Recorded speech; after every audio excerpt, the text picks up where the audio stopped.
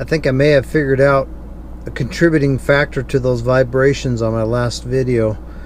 So I'm looking at this prop nut, and I'll spin this a little bit. Maybe you can see it on the video, how that prop nut is off-centered.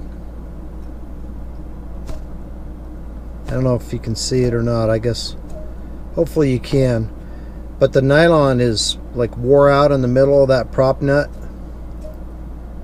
the nylon lock nut part, and it's off-centered, so that's definitely going to cause a vibration, I would think.